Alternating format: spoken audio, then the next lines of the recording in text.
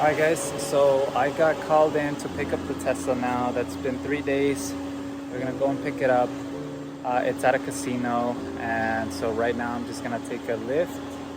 I'm gonna take a lift to that specific place, and then we're just gonna go ahead and pick up the car and then bring it back. I mean, it's that simple. This time I am wearing a mask because last time I couldn't take a lift because I didn't have a mask. I had to take a taxi, which was still cheaper. But right now, again, the guest was supposed to leave, or I guess drop off the car at 10:30. Right now it's 8:16, so it means he left the car a little bit earlier, so that's good. All right, guys. So I thought that while I wait, I would explain what happened with this guest. I know that I told you guys something peculiar happened. And so what ended up happening was that when I rented the car, I dropped off the car at the airport. I had to spend $50 to get back to my destination where my other car, this little red Prius, was at, because that's the car I was going to be using. And that's the car I used while the Tesla's rented. But once I got home, so I got from the airport, I picked up this other car through a taxi, charged me $50, went home. I was like an hour later. The guest actually arrived, as you guys will see in the messages, and I'll put them right here somewhere on the screen. The guest was supposed to pick up the car at 10:30. His flight got delayed. I can't blame him on that because I know how flights can be. But it seems to be that he was 2 hours late, and then he texts me and tells me that he doesn't have a driver's license. He has a driver's license renewal notice, and that if that should be valid. He sends me a picture of his social security, which again, that's kind of sketchy. You don't just share your social security. Sends me a picture of his passport, and sends me a picture of his driver's license renewal from Oregon.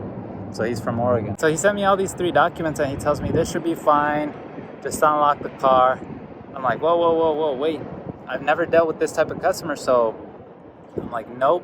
Well, I gotta go ahead and confirm with Turo, because last thing I want is to give you the car, you crash it, something happens, Turo tells me you didn't validate it was a valid ID, you're screwed, you're done, we're not gonna cover you. I told him, no, we gotta confirm this with Turo. I contact Turo. The Turo lady was a newbie, or she was just, I don't know. I was honestly not happy with the service Turo provided. But again, either way, the lady was saying, it's a valid form of ID. It's like a valid form if it's printed on a piece of paper.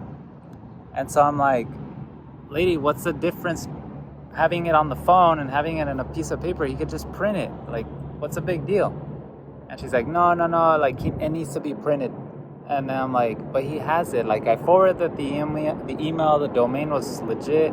Everything seemed to be fine. Because it went like this for 20 minutes, and the guest was like, you'll see in the messages, he was like, look, if it's too much hassle, I'll go ahead and cancel the trip, and no harm, no foul. But I didn't want to cancel the trip because I had already spent $50 on the stupid taxi. It was already 1 a.m. I have to wake up at 5 a.m. to go and drop off my wife and the kids and all these other people to like work and all. So I was like, dude, by the time I go back to the airport, get another taxi, another $50, and I'm gonna be back by like 2:30 a.m. I was like, no, this trip needs to happen. On top of that, I was gonna lose like $560 worth of income, of revenue. So I was like, no, this trip needs to happen. And I told the lady on Turo, look, I don't care, the guest printed it. I kind of lied, and I felt a little bit bad because they caught me actually lying. And so I told the lady, look, he printed it. I sent a picture, kind of like just pretending I was him. And then she was like, I need the guest to hold a picture of the form next to his face. And so at that time, I was like, I'm sorry, lady, like the guy already left. He was like too rushed, and he said he left. And since you told me it was a valid form of ID, like I just handed him over the car. And she was like, no, we need a picture or else we can't insure. And I was like, look, you gotta understand, like, we already gave him the car, he left. Like, what else do you want? He could send a picture in like some moments, but not right now. Like, maybe 20 minutes. And I told the guy, like, look, just go ahead and print the picture, send a picture, and do all that stuff. And I was like, yeah, we do that. And so at the end they said, well, we'll monitor the trip. And I was like, so should I cancel it or not? Because I was like, look, worst case scenario, this guy already shared his insurance information with me. He has Geico. He has a Mercedes-Benz on the policy. Yes, it could always be a scam, but the guy seemed like legit. So I was like, screw it. You know, worst case scenario, cancel the trip. He paid Turo $720. Pay me $650, $700. Boom, I get even more money. So finally, they said they were gonna monitor it, and this is a trip I'm gonna go and pick up. So it could be that I get there and my car's not there. Okay, so I'm speaking ahead of myself. I already checked the GPS. The car's there. The guy sent pictures, several pictures of the car. I saw them. The car looks fine. So it seems to be that it was a pretty good trip. With that being said, guys, right now again I'm just waiting for a lift. I have to wait like freaking 20 minutes.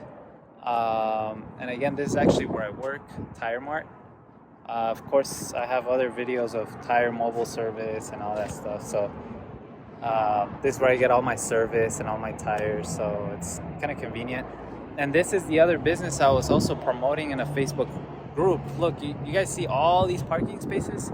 Like, we pay rent for all these parking spaces already. And, you know, a lot of Turo hosts in Vegas, and you as a Turo host, if you're thinking of joining Turo, concern is always, where do I park my car without having to worry about, is it going to get towed? Is it going to get, you know, well, mainly towed. And so right here, we could be renting these spots, you know, one parking spot, $50 a month or $25 a month, dude. And you keep your parking spot filled up. Turo hosts are happy. Customers can just come in and pick up their car. And so we have 3 locations. I mean, but it's actually a little bit harder. I did reach out to the Turo host Facebook group. I had several people interested, but they just weren't interested at all. So, but anyways, guys, again, I'm just gonna wait here for a little bit more until my Lyft arrives, or Uber. I picked Uber, as you guys saw.